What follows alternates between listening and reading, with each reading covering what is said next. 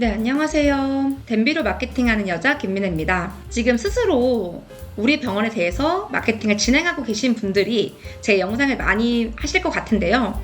정말 전략적인 글쓰기에 대한 노하우 원리만 아셔도 우리 치과에, 우리 병원의 어떤 브랜딩, 블로그, 이제 이런 것들은 다 도구일 뿐이고 여러분들의 시간당 시급이 달라질 거라고 확신하는 사람입니다. 어떤 식으로 전략적인 글을 써야 되는지, 어떻게 써야 되는지를 이 시간에 저의 노하우를 다 안내해 드리도록 하겠습니다. 자, 일단은 여러분들은 어떻게 하면 자꾸 상위 노출이 되는지, 네이버 상위 노출, 왜냐면은 여러 가지 마케팅을 해도 사실 블로그만큼 우리 스스로 할 수 있는 마케팅이 없어요.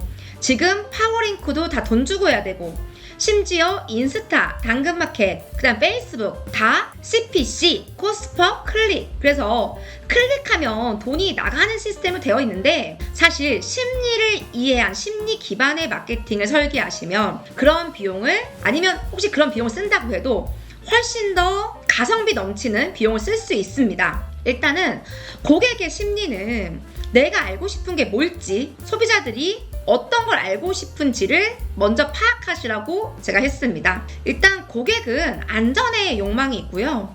일단 좀 가격에 대한 욕망도 있겠죠. 좀 저렴하게 하고 싶다는 욕망도 있을 거고, 그리고 그 병원을 가기 전에 내가 그 병원을 가본 것 같은 그런 거, 그렇잖아요. 그리고 뭔가 가면 VIP 대접도 받고 싶을 겁니다. 그래서 어떤 소비자들이 원하는 것이 무엇인지를 우리는 꼭 체크를 해두고 그것에 대해서 쭉 글을 작성하셔야 된다라는 얘기도 제가 했습니다. 일단은 여러 마케팅, 모든 마케팅이든 생각해 보십시오. 유튜브예요. 그러면 일단은 어떤 것들로 그 영상이 양질의 영상이라고 유튜브가 생각할지, 메타, 인스타라든지 페이스북에서는 어떤 걸로 이 글을 인기글로 해줄지는 여러분들이 아시고 계세요. 자, 그러면 우리가 원내에서 글을 쓰든, 그리고 홈페이지에 글을 쓰든, 블로그에 글을 쓰든, 이 홈페이지, 페이스북, 인스타, 블로그 등은 다 도구일 뿐이에요. 우리가 본질적으로 우리가 표현하고 싶은 것, 우리가 뭘 얻기 위해서는 읽고 신뢰할 만한 글을 작성해 놓으셔야지만 여러 광고 매체에 따르는 어떤 약관들에 의해서 우리가 잘 업로드를 한다면 우리는 돈을 안 들이고도 마케팅을 할 수가 있는 겁니다. 과연 읽고 신뢰할 수 있는 글은 무엇일까요? 소비자들의 니즈를, 소비자들은 가격을 알고 싶어 하는데 평택의 치과를 찾는다면 평택에 한 두세 군데 치과를 간 사람에 대해서 그 글을 신뢰하겠죠. 대놓고 우리 병원이 좋아 라고 하는 글보다는 여러 가지 비교가 된 거, 혹은 많은 후기가 있는 것을 더 신뢰할 겁니다. 자, 근데 우리 병원이 이렇게 잘해요 라고 해봤자 고객들은 뭐야 라고 할 거예요. 그래서 어떤 가치를 입증시킬 수 있는 도구들을 우리가 마련해 놓으셔야 됩니다. 자, 가치를 입증시킬 수 있는 도구는 저는 고객의 어떤 인터뷰 혹은 고객의 후기, 덴탈 비서로 따지면 덴탈 비서가 컨설팅을 하여서 매출을 올린 입증된 통계 자료, 하나하나씩 짚어보겠습니다. 지금 병원에 있는 선생님들은 이런 우리 잘났어요 라는 거 말고 우리의 가치를 입증시킬 수 있는 도구들을 마케팅 회사에 많이 주시거나 혹은 이런 걸 갖고 어떻게 마케팅할지를 기획할 수 있는 능력을 겸비하셔야 됩니다. 일단 대부분 우리 병원을 소개할 때 우리가 1인 치과예요. 근데 혼자 다 잘 수도 있지만 분과별로 나눠서, 전문의별로 나눠서 운영을 하시는 병원이 있습니다. 사실 이게 일반적으로 다들 아는 거 아니야 라고 하겠지만 고객들은 잘 몰라요. 그래서 여러 원장님이 있는 게 나는 대표 원장님한테 하고 싶은데 라는 얘기가 나오지 않게 하려면 왜 분과별로 진료를 하는지에 대해서도 잘 기록해 놓으셔야 돼요. 혹은 전문의 자격증이 있다면 전문의가 좋아요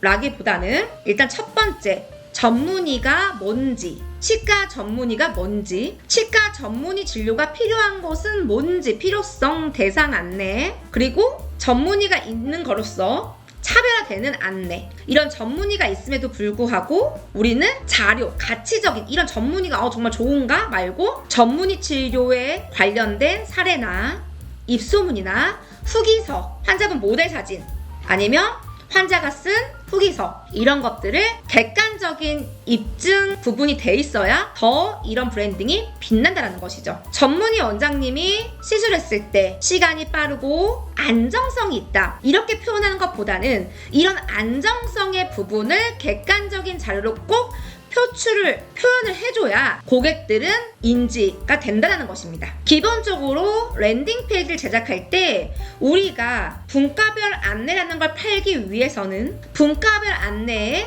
정의 그리고 필요성인 대상분들 그리고 차별화가 되는 요소 원장님에 대한 안내 이런 것들을 입증할 수 있는 후기 사례 등이 전체적으로 세팅되어 있으셔야 됩니다.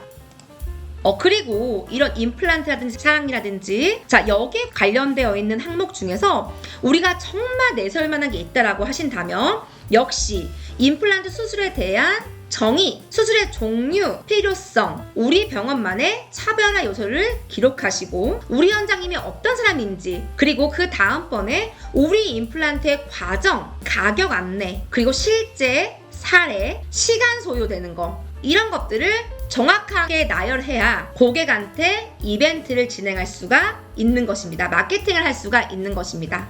지금 이런 건 요소일 뿐입니다. 우리 병원에 대한 브랜딩 요소. 우리는 어떤 재료를 쓰고 있는지, 어떤 재료를 쓰는지 안내할 거라면 정의, 어떤 A, B, C 재료를 쓰고 있다. 이 재료가 어떤 점이 좋은데 어떤 대상한테 적용이 되고 이것으로 치료하는 과정은 뭐다. 그렇지만 재료보다 더 중요한 게 의료진이다. 의료진이 어떻게 치료하는 과정을 미리 병원에 방문하기 전에 잘 안내하겠다라는 기획이 정확하게 되어 있으셔야 됩니다. 자, 이런 것들을 잘 정리해 놓는 게 브랜딩이에요. 자, 그러면 우리가 먼저 도전해 볼 수 있는 게 블로그라고 했죠?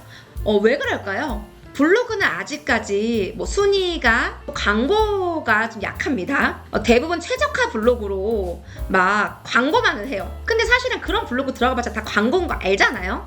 일단 블로그는 아직까지도 검색 의존도가 네이버가 하지만 네이버 안에서도 지금 저는 플레이스 의존도가 좀 가장 심한 것 같긴 하거든요. 하지만 아직은 영향이 있다. 그렇기 때문에 네이버의 블로그에 어떻게 글을 쓰는지를 우리가 배워야 된답니다. 자, 그리고 덴탈 비서에서도 마케팅 비서라는 항목이 있어가지고 마케팅 비서는 지금 노다지예요. 뭐냐면 상해 노출 기준이 덴탈 비서 안에 있는데 저는 본질적인 글을 우선시합니다. 하지만 그건 너무나 주관적이기 때문에 과연 소비자들이 어떻게 해서 많이 보고 트래픽이 일어나고 그리고 근처 그 지역에 있는 고객이 거기에 머물러 있는 체류 시간 그리고 너무 좋은 그림이 어떻게 해요? 여러분들도 바로 킵이나 공유를 하거든요. 그래서 이런 원리를 이해하신 다음에 우리 덴탈 비서도 마케팅 부분이 있기 때문에 디지털 노마드 우리 같이 함께 도전해봤으면 좋겠습니다. 자, 이렇게 지금 많은 글 중에서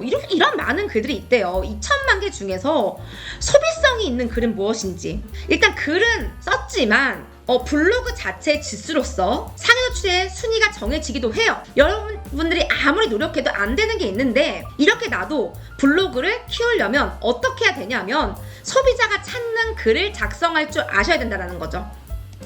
자, 사용자가 원하는 정보를 더욱 잘 파악할 수 있도록 개선이 되었다. 이게 네이버의 이야기입니다. 수백 개의 랭킹 시그널을 참고하여서 검색 결과 순위를 결정하는데 그냥 결론부터 설명드리면 소비자가 원하는 홍익 인간성 글을 작성하셔야 돼요. 제목을 잘 작성하셔야 되시고 자, 너무 깊은 내용이지만 이 글에 소비자가 원하는 내용들이 잘 기록이 되어 있어야 된다가 핵심 포인트입니다. 네이버가 잘 설명을 해주고 있어요. 벌즈라는 언어 모델을 적용했다던데 일단은 질의 의도 검색 키워드로 어떤 글이 있을지를 다 스마트 블록화를 시켜서 구분을 해주고 있다는 겁니다. 결론은 뭐냐면 자세한 글과 양질의 글이 결국 본질이다라는 것을 설명해드리고 있습니다. 블로그는 글이 50% 이상입니다. 자, 일단 글 쓰실 때 너무 힘들게 쓰지 마시고 일단 2번 이 펀치라인 뭐냐면 제목이 임플란트 뼈이식이에요. 자, 그러면 이 뼈이식에 관련된 글 누가 읽을지 고민해보세요. 자, 뼈이식이란 뼈이식을 하는 이유 아까 제가 설명드렸죠. 뼈이식의 과정, 뼈이식의 종류, 뼈이식의 시간, 뼈이식의 가격을 앞단 펀치라인에 기록을 해주시고 여기 한 500자에서 천자 정도를 기록해 주시면 되고, 3번은 그냥 루틴하게 있을 수 있는 뼈이식 이후에 어떤 주의사항, 아니면 우리 병원만의 뼈이식 잘하는 점. 고객은 우리가 잘하는 건 나중 문제고 내가 알고 싶은 정보가 들어가 있어야, 그러니까 뭐냐면 이거는 도구이기 때문에 그 다음 소비가 일어나야 된다는 거죠. 자, 임플란트 뼈이식이면 뼈이식의 개요, 뼈이식이 뭔지, 뼈이식이 필요한 이유, 뼈이식 종류, 뼈이식 과정, 뼈이식 가격을 기록하시고, 이 뼈이식에 대해서 예약하는 부분을 네이버 맵이나 네이버 예약 링크를 넣으시면 됩니다.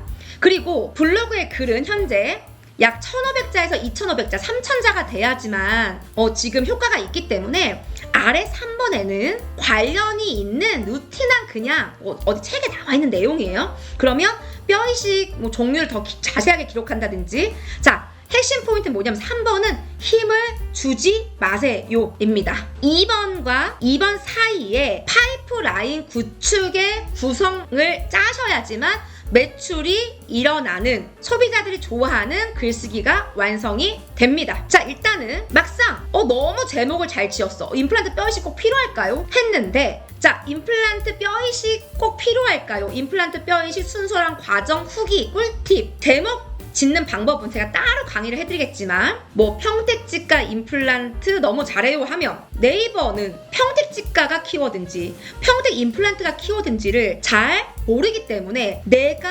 노출시키려는 키워드를 앞단에다가 정확하게 배치하고 뒤에는 그럭저럭한 어조, 문장들을 넣어서 완성을 해주셔야 돼요. 자, 막상 들어왔는데 너무 광고네? 이미지만 있네? 그럼 그냥 바로 나간다는 거죠.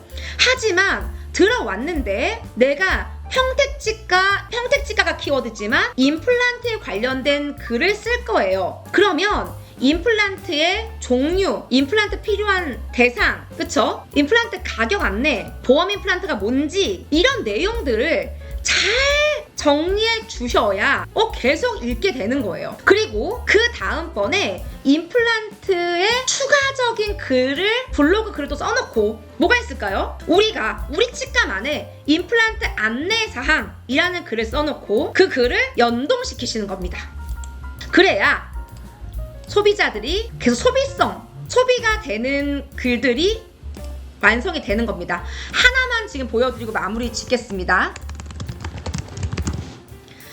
자, 일단은 이런 글이에요. 자, 그러면 왜 만들게 됐냐? 그래서 여기 앞에다가 정답을 쓰시고, 왜 만들게 됐는지 정답 쓰시고, 이렇게 임플란트 종류, 과정, 가격 다 쓰시고, 그 다음번에 같이 꼭 읽으면 도움되는 글, 혹은 이거에 대해서 예약과 상담을 하려면 상담하는 링크 등을 넣어주셔야 되는 겁니다. 이해 가시죠? 네, 여기까지가 펀치라인이에요. 그리고 그 밑에는 그냥 그럭저럭한 요 글에 대한, 댐비에 대한 기능을 쭉 기록하시면 되겠습니다. 자, 일단 오늘 효과적인 글쓰기, 의외로 펀치라인이 전부 다예요. 이 펀치라인은 일반 소비자들이 알고 싶어하는 어젠다를 한 5가지 정도만 꼭 기록해보세요. 이런 식으로 마케팅하는 방법, 꿀팁이 있다면 이런 제목이 너무 좋거든요. 평택치과 가기 전 꼭 확인해야 되는 3가지 팁, 뭐 이런 것들 너무 좋거든요. 네, 제가 이렇게 지금 이해를 하셨을지 모르겠어요. 일단은 글쓰기는 너무 깊게 들어가지 마시고 이 펀치라인에 대한 구성만 잘 체크해서 글을 한번 써보시기를 바라겠습니다. 이 글을 작성하시고 어떻게 활용하는지는 제가 다음 시간에 안내를 해드리도록 하겠습니다. 감사합니다.